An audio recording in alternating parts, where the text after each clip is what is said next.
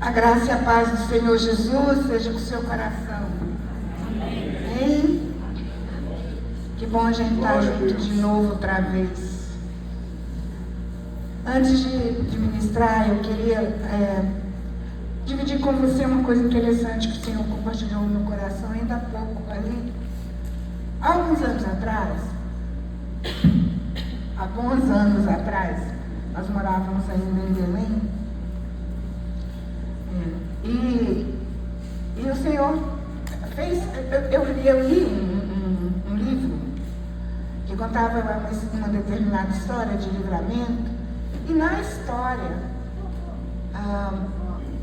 a esposa do senhor que estava passando por todo aquele processo disse que ele estava já no finalzinho mesmo, estado terminal, não tinha mais solução, estava com seus órgãos parando, e ela estava indo para o hospital com ele na ambulância, e ela passou por uma praça onde tinha muitas pessoas bebendo e se divertindo, e a ambulância passou, e ela disse: a dor passa no meio da cidade e a cidade não se apercebe. Então ela disse: a partir de hoje, você que está lendo esse livro, todas as vezes que você ver uma ambulância, estenda a sua mão e exerça a autoridade que você tem, que foi conferida pelo Senhor a você como corpo de Cristo, de exercer a autoridade de vida e cura. E a partir daí, gente, eu não posso ouvir. Às vezes eu até olho para o bandido, por não sei quem lá, quem está passando, é até uma... quando eles estão transportando o preso, né? E eu não sei, é sirene, eu já acho que é ambulância, eu já vou ministrando, quando eu vejo é o carro da polícia. Mas vamos não, abençoa do mesmo jeito. Amém. Mas sabe, é muitos anos que eu faço isso. O Senhor, quando a gente estava orando ali, quando o Gil orava conosco, e orávamos junto com o Gil, o Senhor falou comigo: começa a abençoar os hospitais dessa cidade. Quando você passar, você tem autoridade, minha filha. Eu te dei autoridade de abençoar, de exercer autoridade sobre enfermidades, sobre as dores. Então, vamos estender as nossas mãos quando você for para casa. Muito obrigada, Góis. Gente, Góis faz um café e leva para... Eu nem estou dando aula mais, na turma dele eu vou lá pegar o café. É bom mesmo. Um cafezinho novinho. Deus te abençoe, Góis. Seu coração diaconal. Góis mesmo comentou comigo ainda agora que as ruas estão cheias. Eles estão andando assim por cima de pessoas dentro da UPA. Você é corpo de Cristo. Você tem autoridade. Estenda mesmo as suas mãos. Exerça autoridade para que a graça do Senhor chegue ali, dê sabedoria, dê graça aos profissionais, dê paciência. A época que nós estamos vivendo um momento muito delicado de saúde no nosso país e na nossa cidade. Há 15 dias eu estive com minha filha nesse estado e ela tem 43 anos. Eu nunca tinha visto minha filha tão debilitada. Eu me assustei. Um dia em especial ela ficou em internação domiciliar. E quando eu cheguei no quarto, olhei para ela estava muito pálida. Ela falou: mãe, eu tô ruim, eu vou desmaiar. Aí acionamos imediatamente o atendimento. Infelizmente eles chegaram, atenderam e enfim, deram todo o suporte que ela precisava, mas naquela hora, irmãos, eu olhei para as minhas netas e o coração apertou. Que eu nunca tinha visto tão debilitada e tão sem força e ir embora. Então está muito complicado, viu, irmãos? Vamos nos posicionar, vamos fazer a nossa parte. Use repelente, caça o infeliz do mosquito das pernas pintadinhas. Eu não enxergo.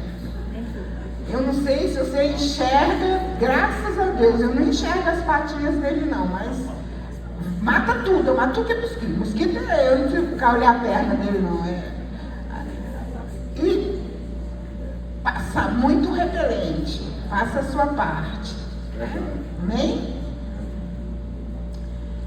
O texto que o Senhor trouxe ao meu coração para ministrar a vocês é a respeito do profeta Abacuque. Então, abra por gentileza a sua Bíblia. São 3 capítulos. Projeta o texto.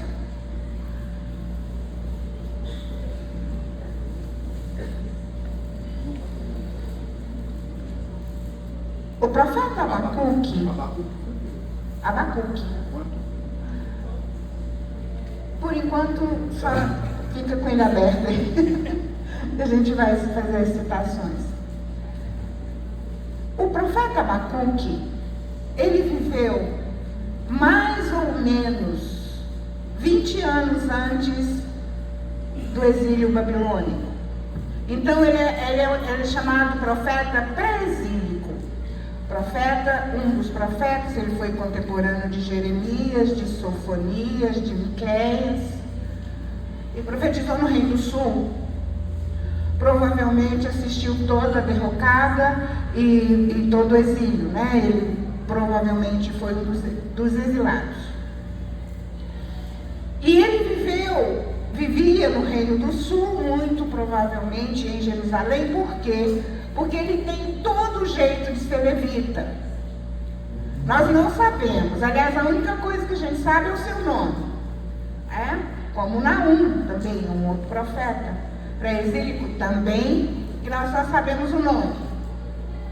E Abacuque, mas por que pensa-se, né, os historiadores, os estudiosos, que ele era um levita? Pelo profundo conhecimento que ele tinha da prática do templo, e ele usou todo esse conhecimento para escrever o seu poema. Porque o livro de Abacuque, ele é de estilo literário poético. E isso nos leva a crer que ele era um levita. Pela forma como ele se refere ao templo, pela forma como ele trabalha os conceitos e as ideias referentes ao templo. Então nós entendemos, as pessoas que estudam, que ele era um levita, que morava provavelmente em Jerusalém. Que Jerusalém Abacuque vivia? A mais caótica que você possa imaginar. Antes do exílio, o povo de Deus ele veio numa decadência, né? E nós estamos falando aí do Reino do Sul, uma decadência muito forte depois de Manassés. Houve um pequeno reerguimento, mas sempre entrou em decadência. Tudo que vocês possam imaginar, de coisas que não deveriam ser feitas, eram feitas dentro do povo de Deus, dentro do arraial do Senhor. Todo tipo de desrespeito, de agressão que você possa imaginar. Foi um tempo onde o temor do Senhor havia sido perdido. E, como sempre, na sua imensa misericórdia, retarda a sua ira, mas há um determinado momento que, por extrema misericórdia, ele entra em juízo. Por que o Senhor entra em juízo em determinados momentos na minha e na sua vida? Para a gente parar de errar. Porque senão, gente, nós caímos num poço sem fundo. A gente vai, porque sabe, Paulo diz que tem um momento que a minha e a sua consciência cauteriza. Ou seja, o Espírito fala, mas não bate em você. O Espírito te confronta, mas você não se deixa ser confrontado. Parece que não ouve. E isso pode te levar a um processo de apostasia. Aí o Senhor vem com extrema misericórdia e te joga numa situação tal que você tem inquestionavelmente de parar e pensar. São as disciplinas do Deus que ama, do Deus que não deixa por extrema misericórdia você chegar a um ponto sem retrocesso. Aleluia, Deus. E nisso eu vejo a grande paciência e o grande amor de Deus comigo e com você o tempo todo. E o Senhor só disciplina quem ama. E chegou um momento crucial, onde um pouco antes desses acontecimentos narrados aqui por Abacuque, coisas tremendas e terríveis tinham acontecido, inclusive o sacrifício humano por um dos nossos reis, que sacrificou o seu filho primogênito no altar da profanação, entre outras inúmeras coisas. Teve um rei que visitou um reino vizinho e foi fazer as visitas próprias, protocolares da sua visita a um templo. Achou tão bonito aquele templo que falou: vou levar o modelo para o templo do Senhor. Voltou para casa, tirou parte do templo e levantou uma estátua a um Deus profano dentro do templo.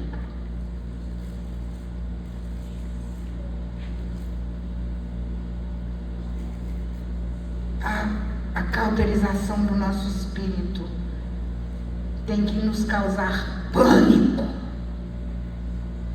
porque ela chega.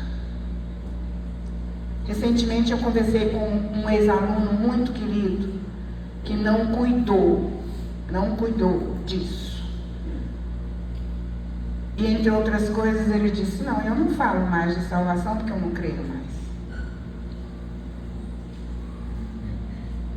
E eu conheço o coração daquele moço, hoje já um senhor.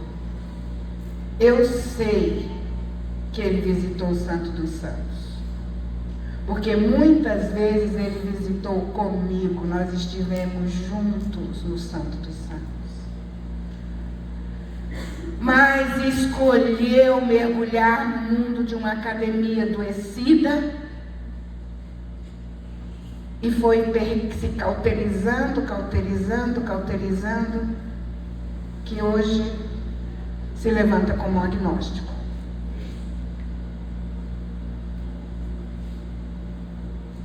Isso nunca vai acontecer comigo. Cuidado. Ninguém escolhe esse caminho. Ninguém decide acordar amanhã agnóstico.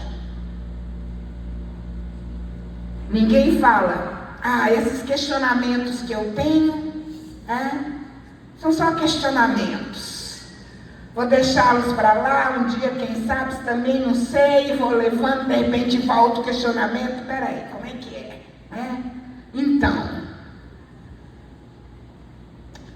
nós temos que entender que quem cuida da decisão de não deixar o espírito cauterizar não é o espírito, é você. Porque Deus não tem robôs. Você não tem chip do Espírito Santo. Você é uma pessoa que decide e escolhe viver com Ele.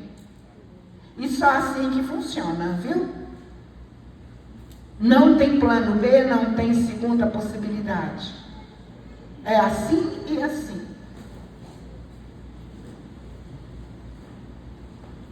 Abacuque estava vivendo um tempo difícil. E aí ele começou a se queixar.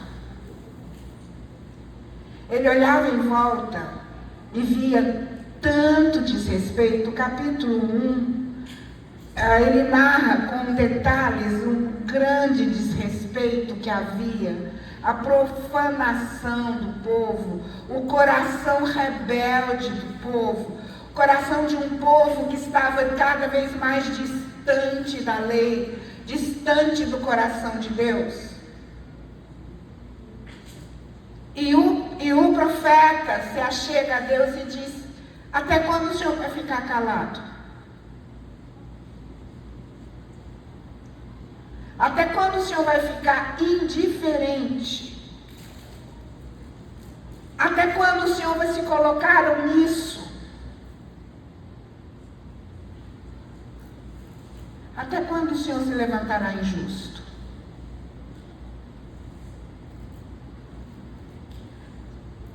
Indiferente, calado, omisso e injusto são adjetivos e características que não pertencem ao nosso Deus. Não fazem parte do seu caráter. Mas o coração queixoso do profeta se sentiu no direito de chamar o Senhor do que ele não é. A primeira coisa que eu e você precisamos entender nesses dias difíceis de tanta confusão, tanto desencontro, tanta conversa fiada, gente. Eu nunca vi um tempo de tanta conversa fiada. Que tem até nome bonito, fake news.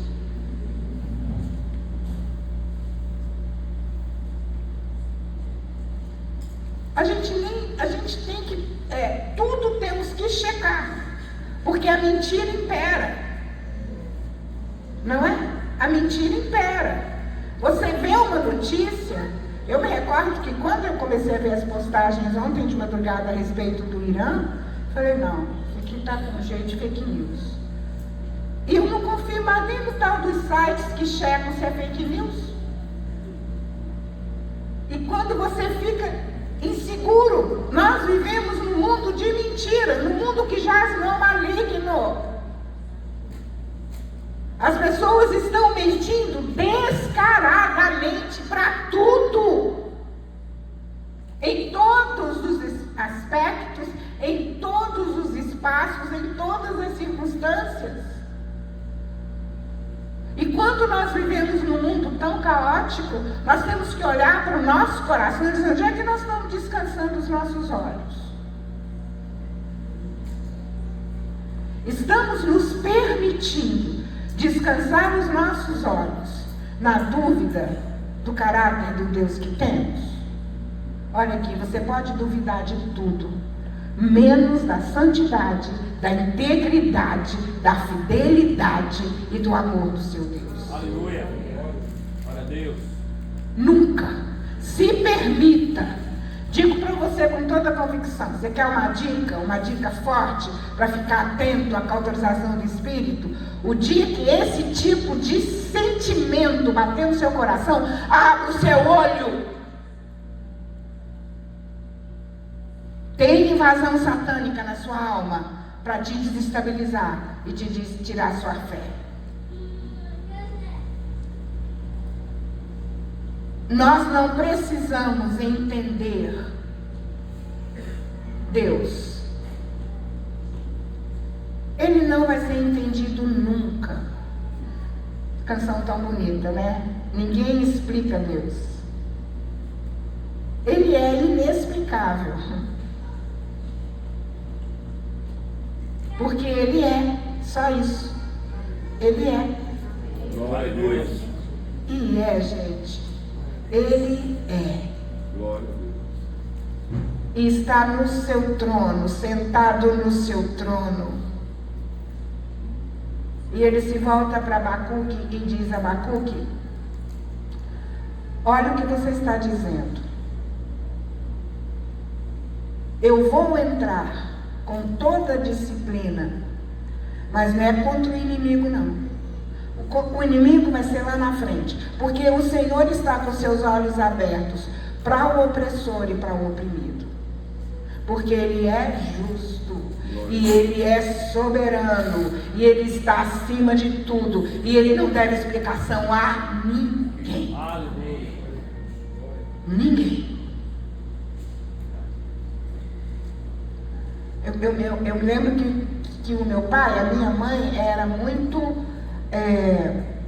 brava. A gente tinha medo do olho da minha mãe. A minha mãe controlava a gente na igreja com os olhos. Falava uma palavra.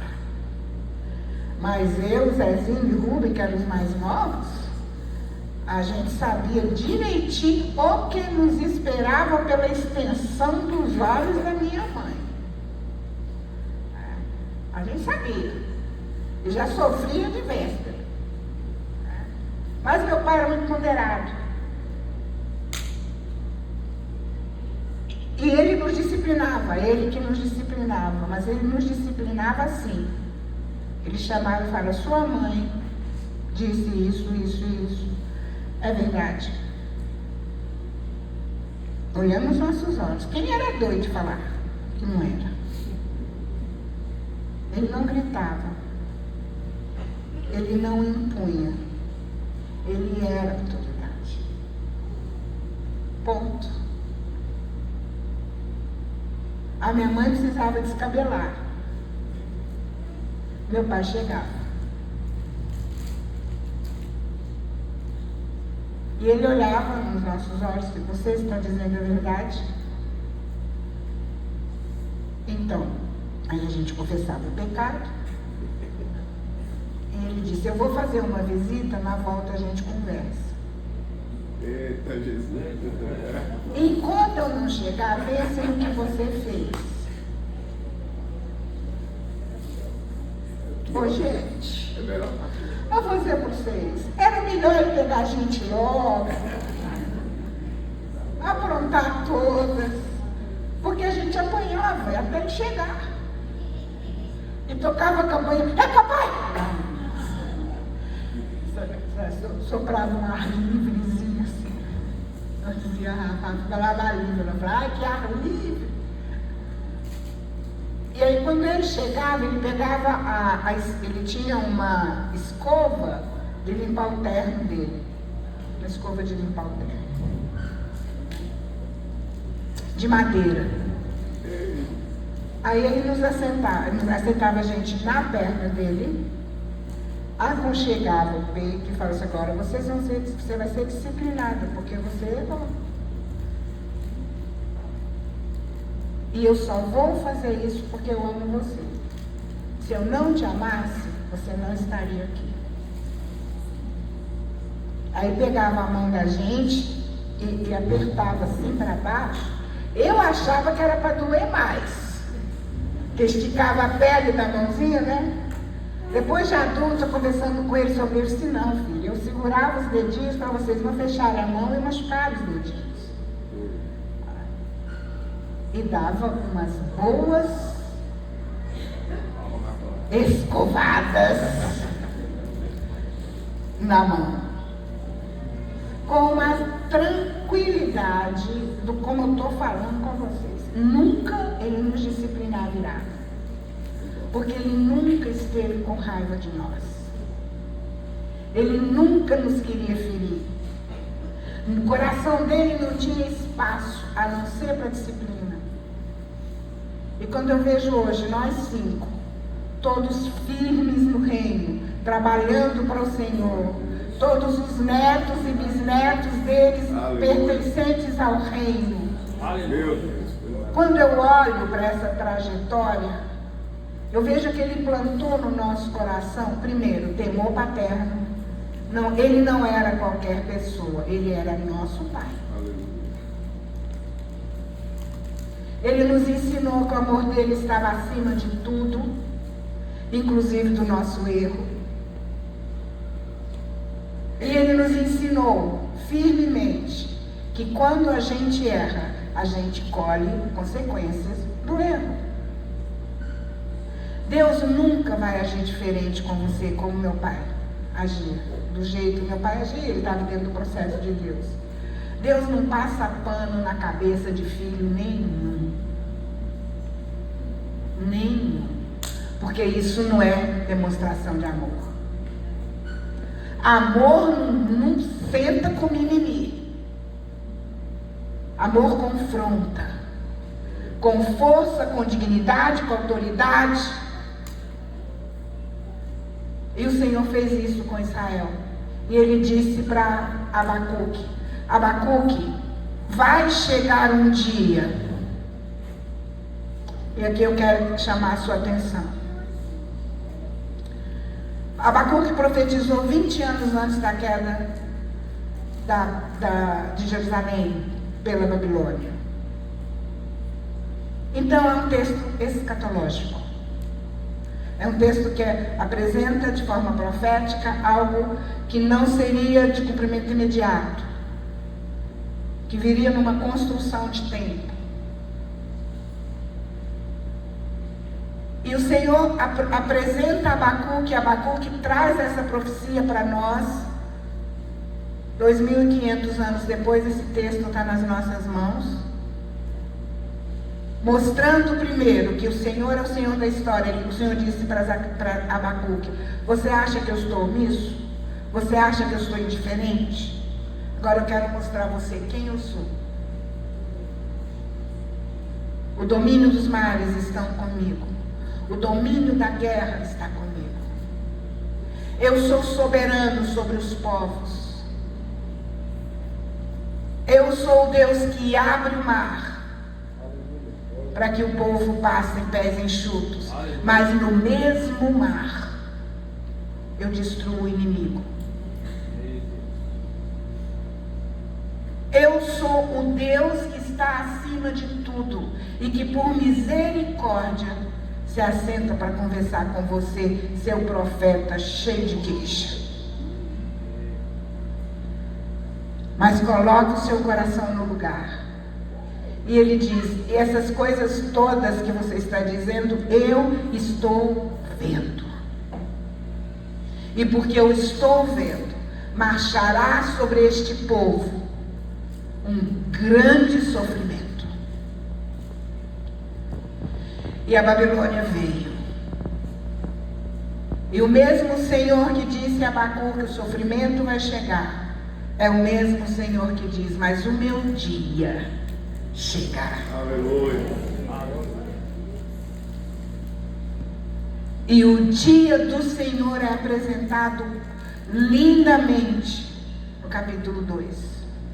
Quando o Senhor pontua quem Ele é, como Ele faz, a forma como Ele conduz. E poeticamente Abacuque vai colocando, registrando que o coração dele, que o Senhor soprava no coração dele. É tempo de confronto. É tempo de interromper esse mergulho violento, opressor e difícil que está levando o meu povo a um ponto que pode não ter volta. E eu digo a você com o meu coração assim cheio de desejo de que o Senhor, na sua misericórdia, mude a história da igreja brasileira. Aleluia. Nós estamos vivendo tempos assim. Se o Senhor não tiver misericórdia de nós, se o Senhor não tiver misericórdia de nós, eu queimo meu coração o desejo que isso aconteça. Que o Senhor faça de novo. Glória a Deus. Que o Senhor faça de novo. Porque nós já vimos nesse país um avivamento mudar a história. Esta convenção na qual fazemos parte nasceu deste avivamento. Glória a Deus. Nós já vimos, nós temos uma história de poder, uma história de manifestação, uma história de graça. Um tempo que os pastores não podiam pedir, pelo amor de Deus, para o povo vir orar.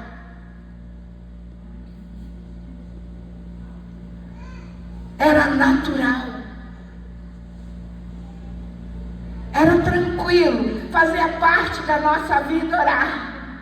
Fazia parte da nossa vida ir para monte, fazer vigília, encher o coração de graça. Hoje a gente só quer festa. E os pobres, coitados dos líderes, não sabem mais o que fazer para inventar trem.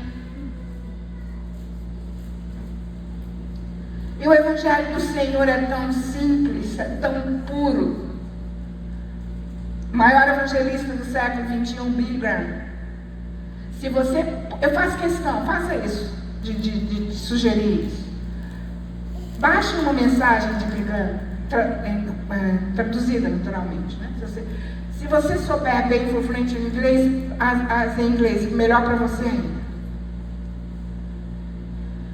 20, 25 minutos de uma simplicidade. A mensagem da cruz é simples, Aleluia. límpida, direta. Em 74 ele veio ao Brasil, num grande evento no Maracanã. E na época meu bem era seminarista ainda, e os seminários do Brasil todo mandaram os seus seminaristas para Niterói, para fazer o suporte, né, da organização do atendimento aos decididos. E meu bem estava lá e ele fala, era impressionante. Quando ele abria a boca e falava Jesus, acontecia uma coisa diferente naquele estádio. Quando ele falava cruz, e ele usou o Cristo Redentor, né, como um símbolo da nossa nação, e ele usou o gancho que ele usou para a mensagem dele. Mensagem de 20 minutos. Quando ele levantou a mão e fez apelo, as multidões desciam aos montes das escadarias do Maracanã. O que tinha? Um louvor simples. Um palanque simples.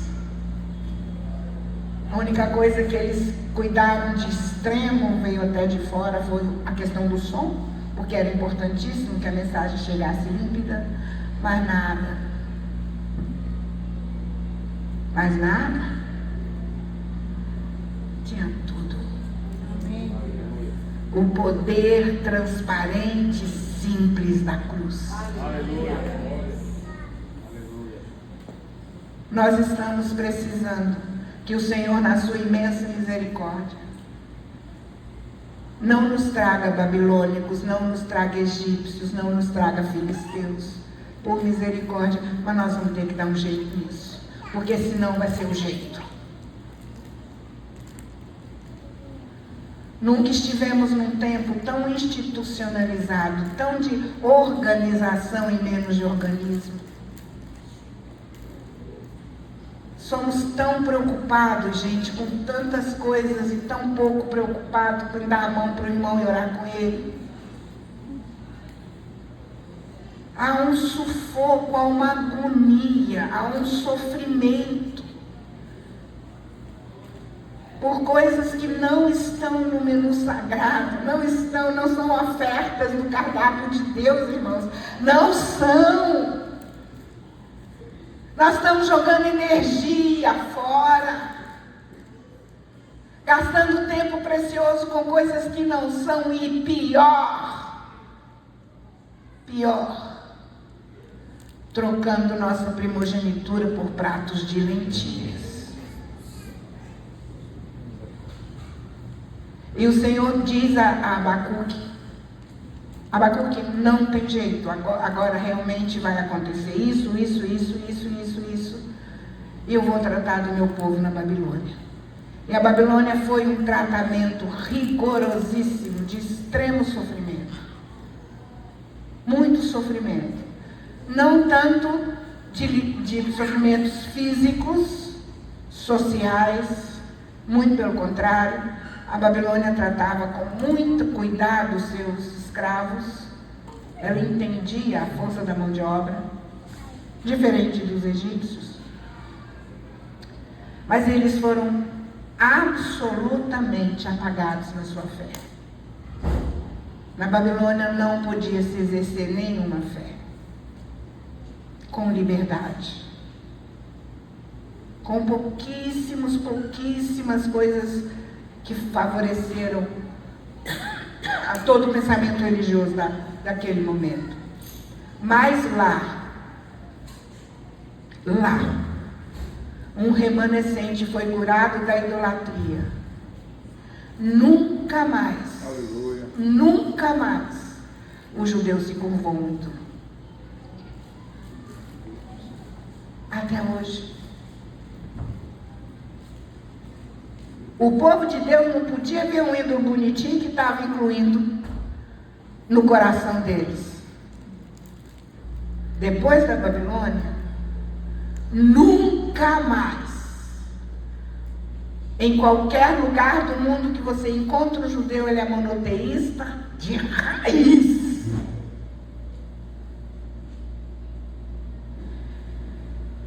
E dentro do texto de Abacuque, tem algumas coisas que o Senhor disse que curaria o povo.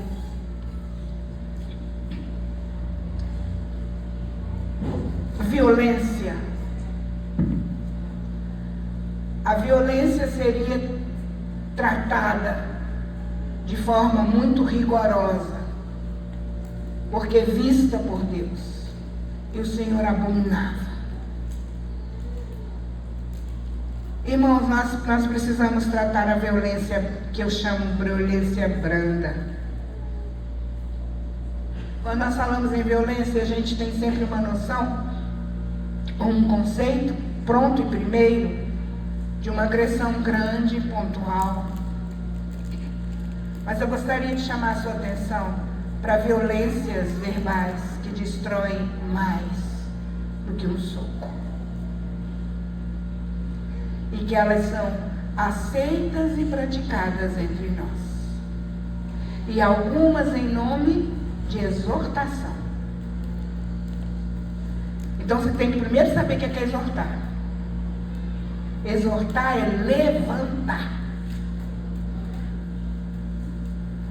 Jesus nunca pisou o pavio que fumegava. E na lista dos dons ministeriais tem o dom da exortação. E quando você vai estudar o dom da exortação, exortar é elevar, é levantar, é reerguer.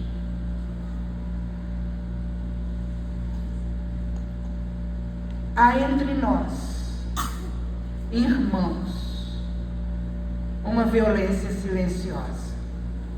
É a violência da indiferença, que fere e rasga mais do que uma palavra dura. Porque a indiferença diz: você não existe para mim.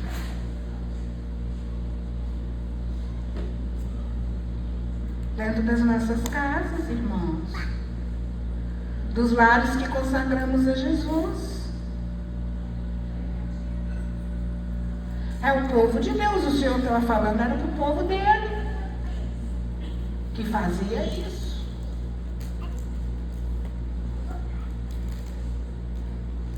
É uma palavra dura, é uma agressão verbal que fere, é um olhar sarcástico, é uma indiferença, é um silêncio que mata. Dentro de lares consagrados a Jesus, dentro das nossas comunidades de fé.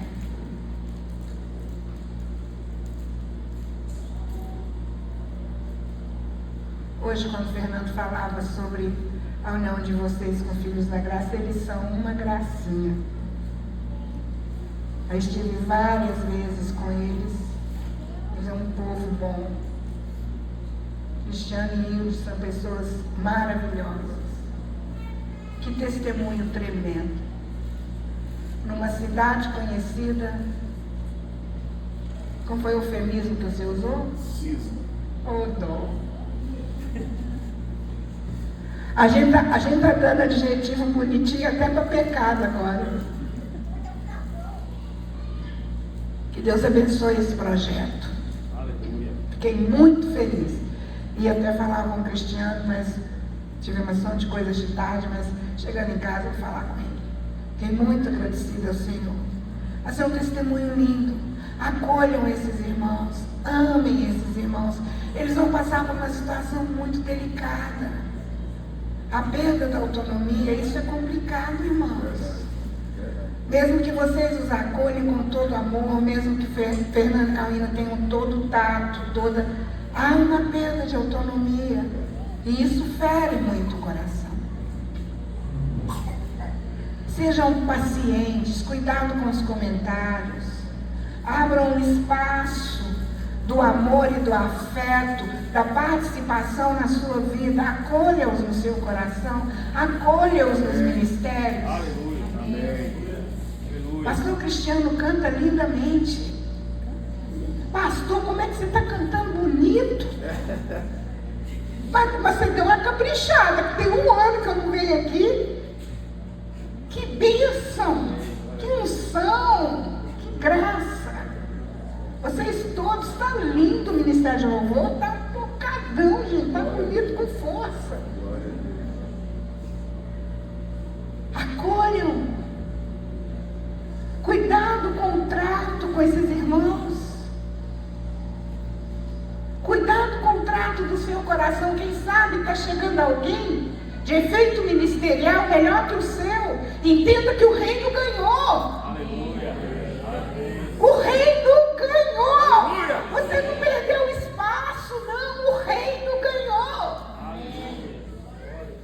E seu coração vai se curvar diante do Senhor. Senhor, que bom que esse meu irmão que está chegando para ficar conosco foi mais agraciado com o Senhor, com esse dom que eu estou exercendo com muito amor. Mas que bom, chegou gente melhor. Glória a Deus. É isso mesmo.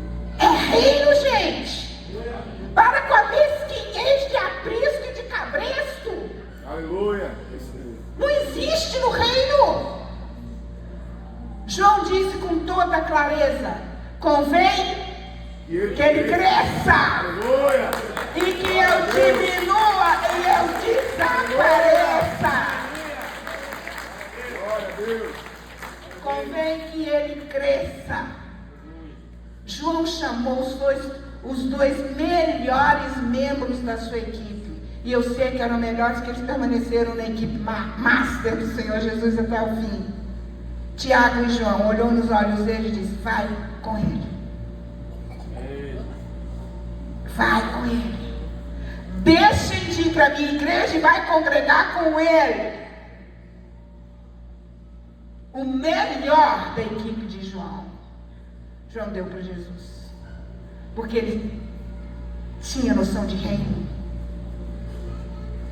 Que adoecimento, que miséria, que violência espiritual existe no corpo, na noiva, que não consegue entender isso, que pisa em seus irmãos, que cria confusão por bobagem, que uma inveja, um sentimento de competição doentio do inferno. Porque quando esse tipo de competição e sentimento entra no seu coração, você está declarando diante do inferno: eu não creio no reino, eu não trabalho para o reino, eu trabalho para o meu reino.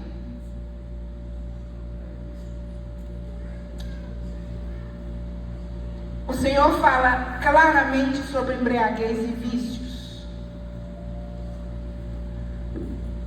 A gente fala assim, né? Não, nesse problema de bebida a gente não tem, mas tem outros vícios. Tem outras agressões muito sérias. O que é um vício? É o que toma o lugar, a prioridade das suas ações e das suas escolhas em detrimento de qualquer coisa. Se tem algo na sua vida desse porte, você está viciado. Mas o Senhor fala de idolatria. E idolatria, irmãos, é o nosso problema. Nós não temos ídolos de barro, mas nós temos tanto ídolo, tanto ídolo. Semana passada, conversando com um aluno, ele falou comigo assim: você sabe que tem um aplicativo? Porque eu fiquei sabendo que teve um aluno que estava assistindo o jogo em sala de aula, ele ficou horrorizado. Falei, não é possível um negócio. Aí depois ele me explicou que não era bem assim. Achei demais. Mas enfim, né? Com aluno, você sabe, né, gente? Que aluno não é porque no seminário não gosta, nem que estou falando mesmo. Eu falo mesmo, eu gosto. Foi nós não, viu, gente? Mas aluno é tudo igual. Tudo igual. Então tá muito quieto com o celular ali e tal. e eu tenho um problema muito sério com o celular. Celular é ídolo. Tem gente que abre o olho, não dá nem bom dia ao Espírito Santo, pega o celular. Não sei, eu acho que aqui não tem esse problema não,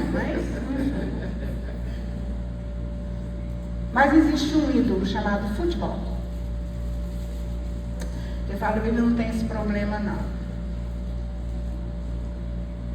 Eu acho que precisa ver se tem.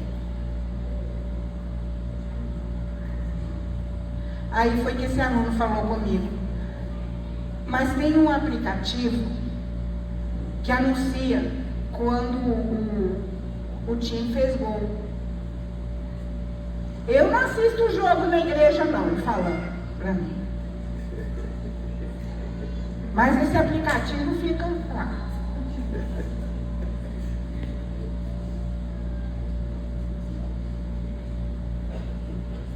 O corpo dele estava no Santo dos Santos.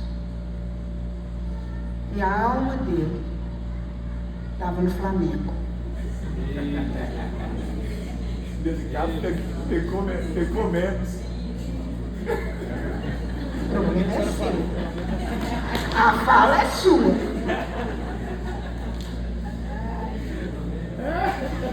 Eu disse, seria muito mais digno da sua parte ficar em casa e assistir o jogo.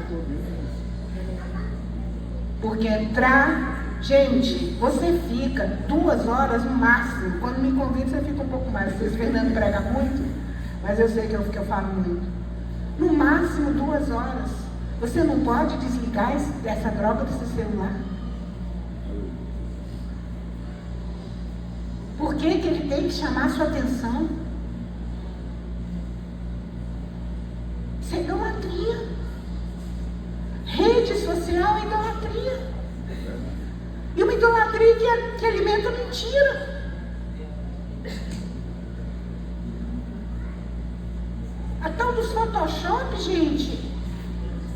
Eu tenho um problema, porque minha rede social, eu tenho Instagram só, quem me segue sabe disso, meu Instagram é exclusivamente para falar das coisas do Senhor, e eu tenho alcançado muita gente com as minhas postagens, tem tido um retorno muito bom.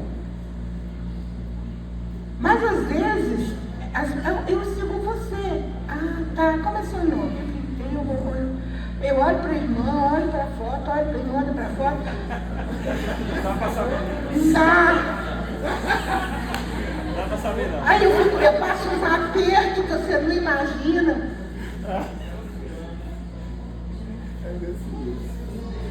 Instagram, Facebook, eu só tenho Instagram. Rede social é para propagar ego. Então tem que tomar cuidado. É útil? É muito útil. Canal de divulgação excelente. Perfeito. Mas como é que você está utilizando? Qual é o seu propósito? O que gera no seu coração?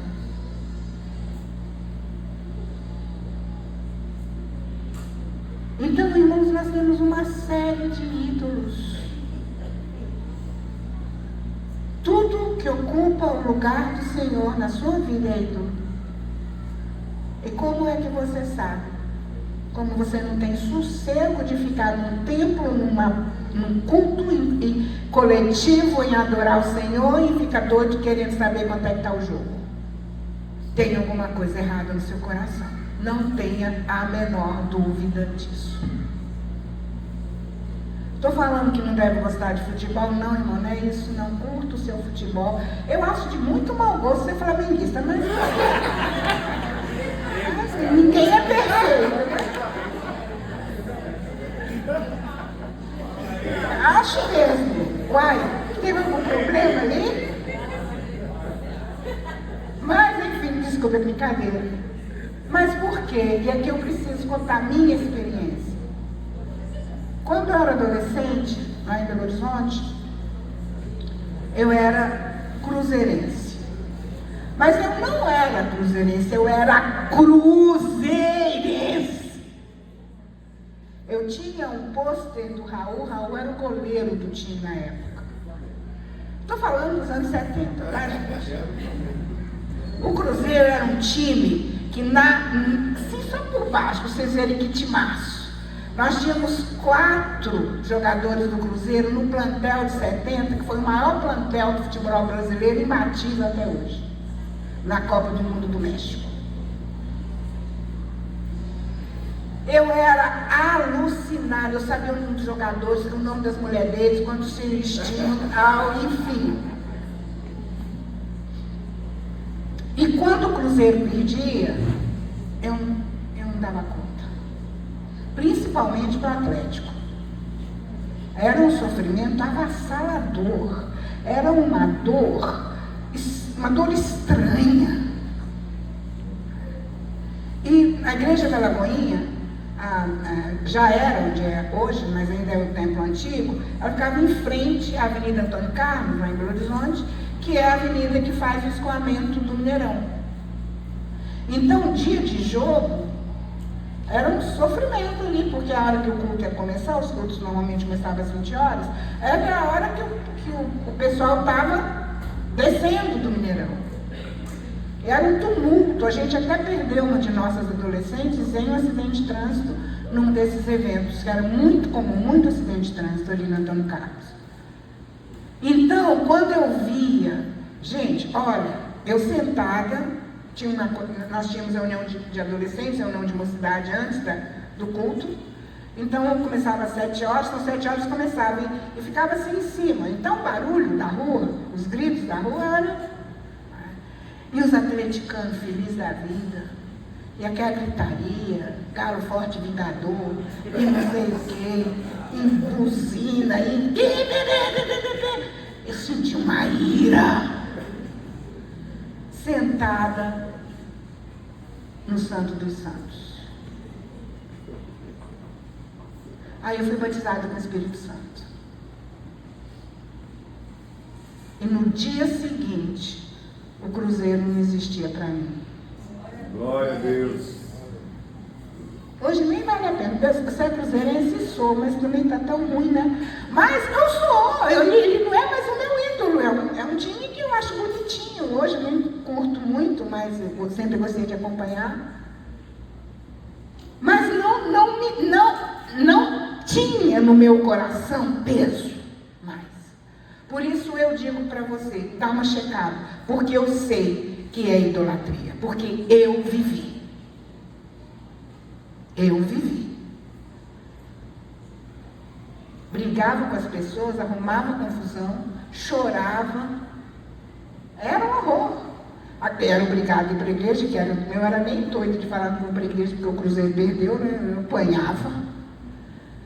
Mas sentava lá amargurada, triste. Ídolo. Muita idolatria na área acadêmica, irmãos, abrem os olhos. Uma loucura para o enriquecimento de currículo. Passa por cima de tudo. Uma necessidade de ter um currículo recheado. Uma disputa velada por quem é mais bam. Em detrimento da família, dos filhos, da saúde e do seu Deus. Estou falando mal da busca do conhecimento. Quem convive comigo sabe o quanto eu estimulo, o quanto eu sei que é importante o meu ministério de ensino. Mas eu sei também quanto isso pode se tornar um ídolo. Digo para os meus alunos inúmeras vezes: se você está aqui por causa de um título, você está no lugar errado. Vai fazer um curso na UESP. Aqui é lugar de serviço real. É aprender a ferramentar-se para servir o rei.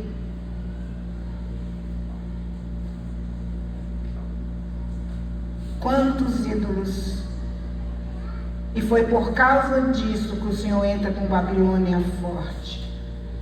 Eu espero de coração que um babilônico não precisa surgir na sua vida para o Senhor te curar de tudo isso. Que um filisteu não apareça, que um faraó não apareça, para que você seja sacudido. Porque você tem a bênção, está aqui essa noite, você tem a bênção de ter uma comunidade de fé. Você tem um lugar para ir. Tem um povo para servir. Porque cristianismo é serviço. Jesus fecha seus 3 anos de ensino teológico dos discípulos com uma lição prática. Uma toalha no ombro e uma bacia na mão. Foi a última aula do rabino de Nazaré. Para aqueles homens e para nós. E Pedro disse, não, eu não quero isso não. Eu não estou te servindo para lavar pé dos outros, não. Eu estou te servindo para ser primeiro-ministro do teu reino. Eu sou. Jesus disse, Pedro, só tem um jeito, é esse. Só tem um jeito, é esse. Se você não aceitar lavar os pés, você não entendeu nada e não pode ter nada a ver com o meu reino. Não tem espaço. Nós precisamos entender, e o Senhor abre o jogo com o profeta queixoso. Abacuque diz, Senhor, ele é o teu povo, é o teu povo, mas é um povo que virou as costas para mim, que não me quer, que quer viver do seu jeito, que quer criar as ações e reações, um manto de fé do jeito deles. Não tem gente, não tem. Ou nós entendemos que viver a vida cristã é cruz nas costas todo dia. É atravessar Jerusalém debaixo de escárnio todo dia. É negar a si mesmo todo dia.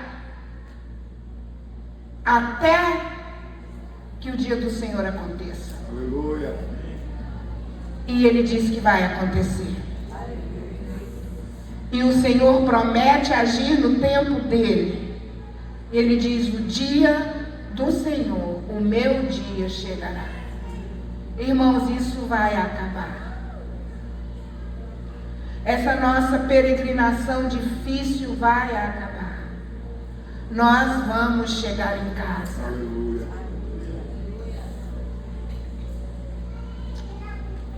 Vamos chegar em casa, irmãos.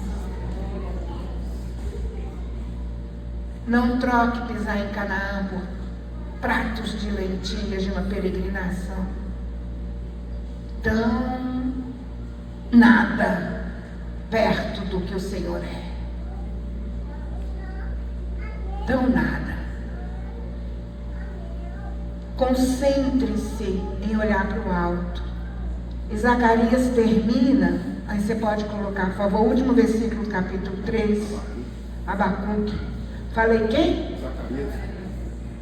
É que vou trabalhar Zacarias essa semana. Irmãos, irmãs especialmente. Eu já falei da outra vez. Toda quinta-feira, 3 horas da tarde, eu tenho um estudo bíblico online, aberto pelo Zoom. Está à disposição de todo mundo que o desejar. Se você quiser receber o link, para normalmente 1h30, até 4h30 mais ou menos. Se você quiser receber o link para participar, é só mandar o seu, me adicionar no WhatsApp. Cauína, você pode passar, autorizo você a passar quem quiser o meu zap. E aí eu coloco você no grupo. Estou trabalhando esses profetas, aí bananei. Mas Abacuque, então você está convidado, viu? Homens e mulheres, vocês fiquem à vontade. Normalmente é mais mulher, mas os homens... Eu estive há umas 3 semanas em Jussiape e o pastor Humberto falou assim, Vilha, toda assim, Vilha. Eu fico sentado na cadeira do lado, ouvindo tudo. Mas que bom! É porque você fala que é para as mulheres, eu fico assim, que nada, pastor. É um programa, é uma atividade programada pelo CBN Mulher. Mas todos serão bem aceitos. Né? Então coloca, por favor, o último versículo. Já colocou? O Senhor Deus é a minha fortaleza e faz os meus pés como da corça. É chique! A gente está acostumado com essa chiqueza. O Senhor Deus é a minha fortaleza e faz os meus pés como da corça e me faz andar altaneiramente. Você coloca, por favor, na nova versão transformadora?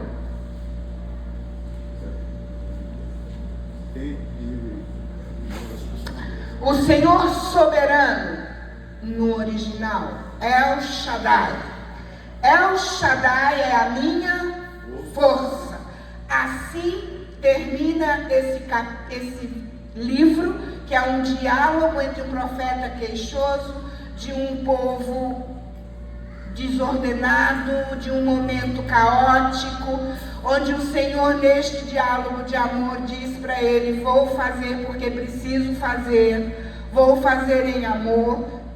20 anos depois, Abacuque viveu isso pessoalmente, ele viu essas coisas acontecerem, mas o Senhor diz: mas eu continuo no meu santo templo. Ele termina o capítulo 2 dizendo: o Senhor está no seu santo templo, firme no lugar dele, e o dia dele chegará. Aleluia! E o Senhor se levantará, e todos os reinos se curvarão a ele. E ele será proclamado Rei dos Reis, Senhor dos Senhores. Aleluia! E eu e você estamos lá fazendo coro. Chegou! Chegamos! Aleluia!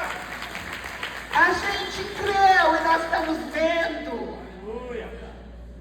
Ou no arrebatamento, ou com ele nos ares.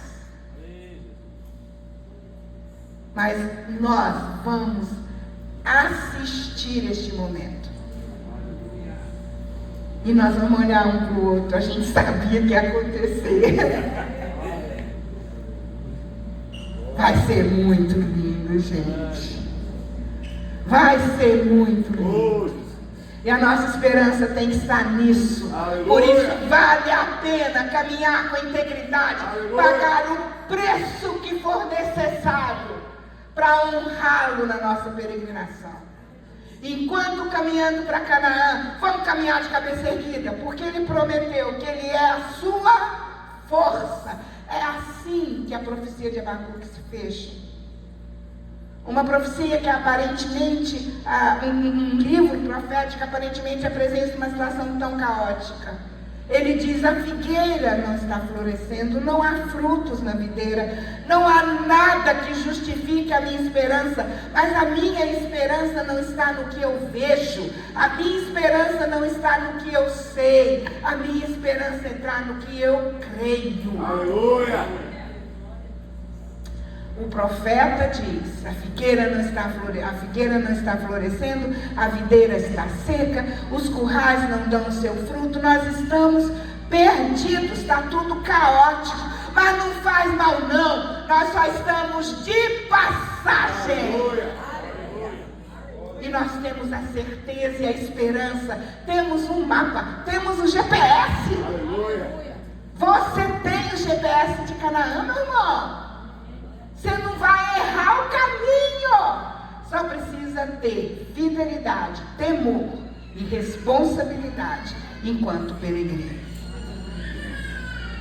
Porque ele torna os meus pés firmes como o da corça. Aí eu fui estudar sobre a corça. A corça é um animalzinho que tem algumas características bem interessantes. E o salmista diz que como a corça anseia pelas águas, assim a minha alma anseia pelo Senhor. A corça, ela tem uma velocidade de fuga 5 vezes maior do seu maior predador. Então, ninguém pega a corça na corrida. Sabe como a corça é exposta? Quando ela está longe das águas, ela tem um ressecamento de pele. A pele, o pelo, né, da corça, exige uma hidratação constante. Quando essa pele está ressecada e maltratada, ela abre em feridas. E essas feridas, naturalmente, sangram. E quando a corça está fugindo do seu predador, ela exala como um gambá. Ela exala uma substância, um cheiro característico, que misturado com cheiro de sangue, dá toda a pista de onde ela está para o predador. Então ela vence na corrida, mas perde nos rastros que deixa. Por isso ela precisa de ribeiros, de águas correntes. Aí ela chega, mergulha, fica só com o focinho de fora, porque aí as águas lavam todas as suas feridas, lavam todas as suas marcas, e o predador perde a pista.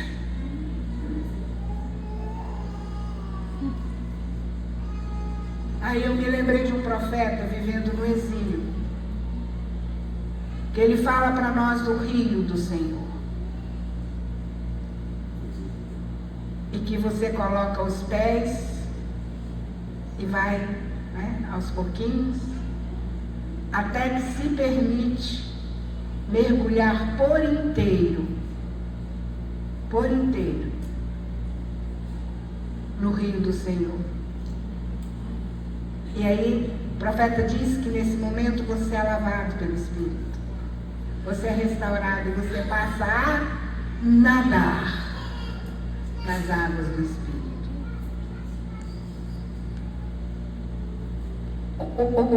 A corça, ela tem os pés fendidos, a patinha fendida, ou seja, ela tem como se fossem duas unhas, 2 dedinhos, né?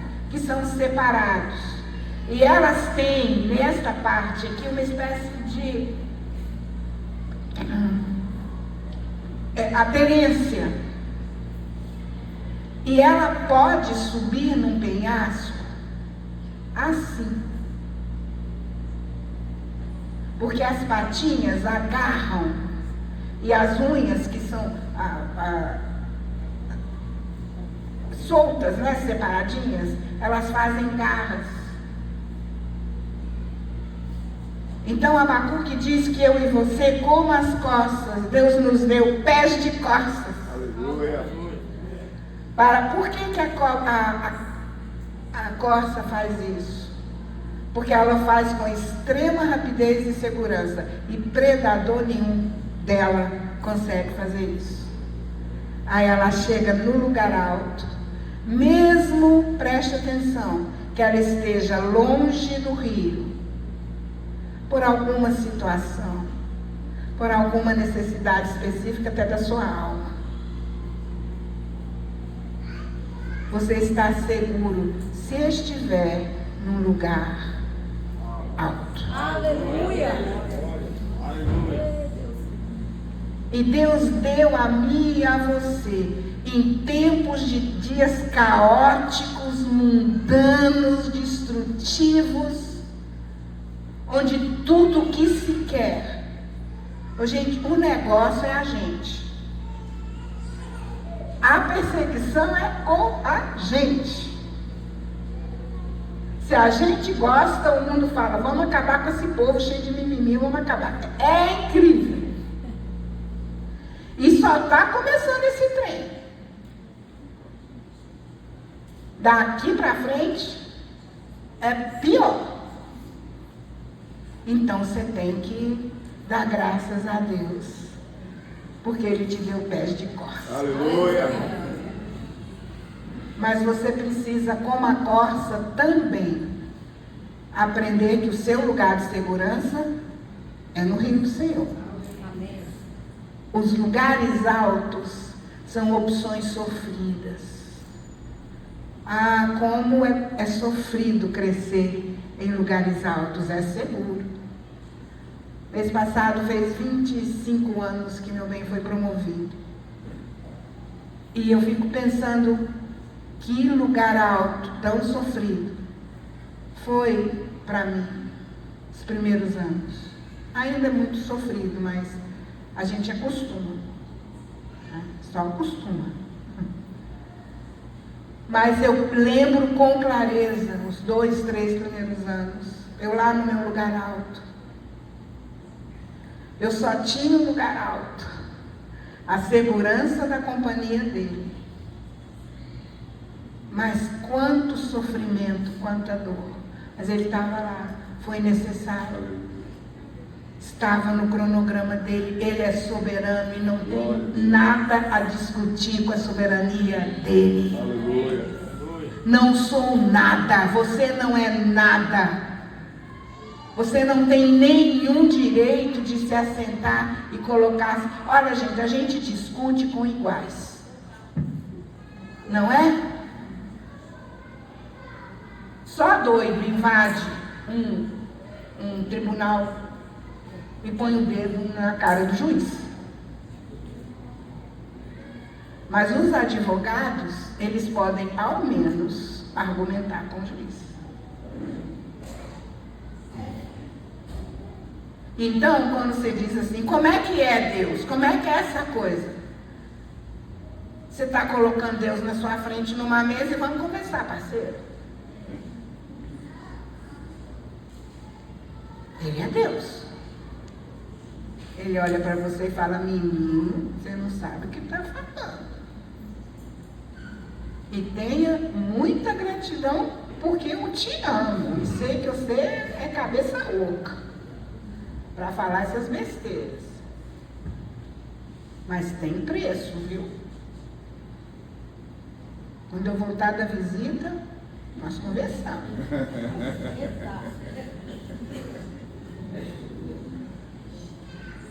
E sabe, irmãos, quando eu leio esse versículo, eu tenho tanta alegria, porque o Senhor não esqueceu de nós em tempo caótico. E é por isso que eu quero desafiar o seu coração nesta noite, a dizer, Senhor, dê a bênção de eu viver nos teus rios, lavando as minhas feridas, tirando o cheiro do rastro. Sabe de uma coisa interessante da costa também? Eu vou fazer um estudo, vou me aprofundar nisso, tem muita coisa boa. Ninguém consegue domesticar a corça. Ninguém nunca conseguiu confinar uma corça. E aqueles que fizeram de forma violenta, ela se recusa a comer, se recusa a beber até morrer. Ela foi feita para correr. Para os rios. Para viver nos rios. E é assim que o Senhor trata a mim e a você, e nós temos a oportunidade, o privilégio de sermos um povo que tem um Deus que trata a gente assim. Amém. Aleluia. Vamos orar, vamos cantar, pastor, aqui vamos cantar, coloca de pé.